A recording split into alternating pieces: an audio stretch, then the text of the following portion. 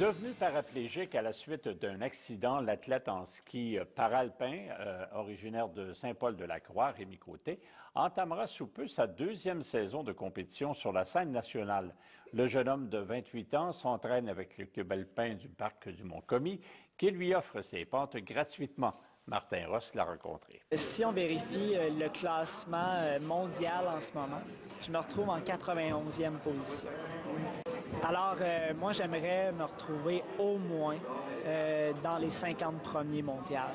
Rémi Côté est un exemple de détermination pour tous. Avant 2007, il était cadre instructeur chez les cadets, officier de réserve dans les forces canadiennes et travaillait à Montréal sur la construction en tant que tuyauteur en plomberie, chauffage et gaz naturel jusqu'à ce que son monde bascule.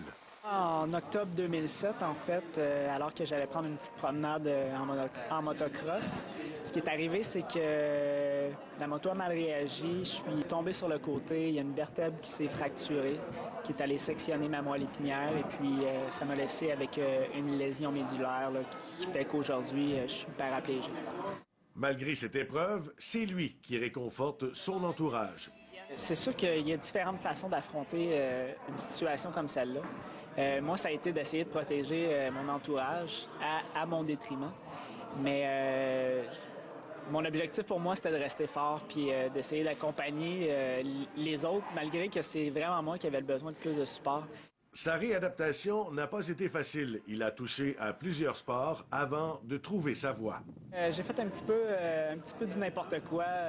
J'ai fait un petit peu de basketball en fauteuil roulant dans la région de Montréal. J'ai essayé le rugby.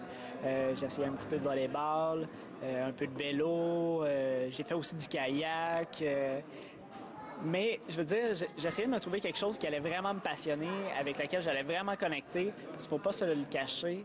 Les équipements adaptés coûtent extrêmement cher et il n'y a pas vraiment d'aide financière. Quand je dis pas vraiment, au niveau gouvernemental, il n'y en a pas du tout. De retour dans la région, il effectue un retour aux études à l'UQAR en 2009 et fait une rencontre par hasard un an plus tard qui changera sa vie.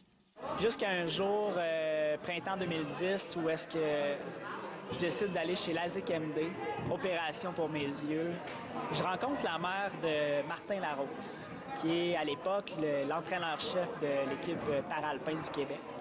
Et puis elle me dit, mon fils fait du ski alpin, c'est l'entraîneur du Québec. T'sais. Je me dis, ah ouais.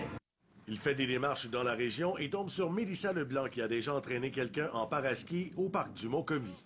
Il y a un équipement ici qui s'appelle le Dual Ski que le parc du Mont-Commis possède, qui ont du personnel compétent pour opérer cette machine-là. Alors, je suis venu essayer ça, puis j'ai pogné la piqûre. Là. Ça a été une propulsion pour moi. C'est comme si je retrouvais mes jambes à nouveau. Un contrat de travail l'amène à passer l'année suivante en Colombie-Britannique, où il passe à un autre niveau. Je suis arrivé là-bas. Je suis passé d'un équipement que j'appelais tout à l'heure le Dual, qui a 2 skis, au monoski. C'est comme changer de sport complètement. Je suis arrivé là-bas, on m'a dit « OK, tu vas faire le groupe initiation. » Non, moi je vais faire le groupe course.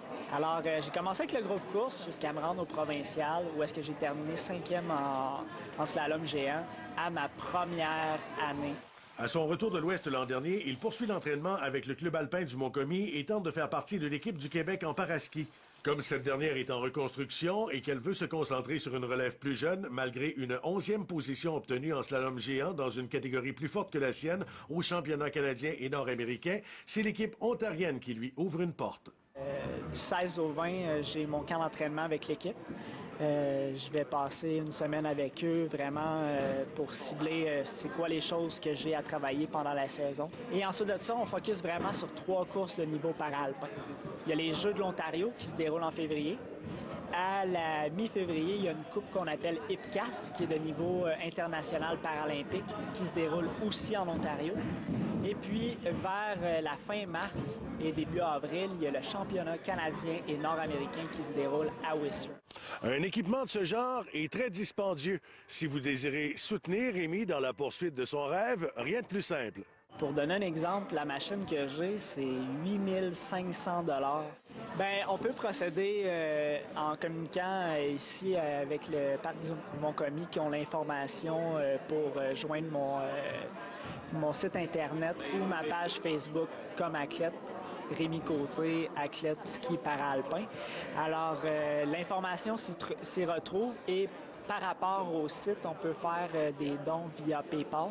Les projets ne manquent pas pour Rémi qui pratique aussi le ski nautique. Il aimerait également aider d'autres personnes dans sa condition. S'il y a des gens qui seraient intéressés à m'accompagner dans le montage d'écoles de ski adaptées, que ce soit hiver, été, les deux combinés, ben, je vais être super ouvert à un genre de projet comme ça. Puis je suis certain qu'il va y avoir une demande de la population pour participer à ça. Martin Ross, CFTFV, au Parc du Mont-Commis.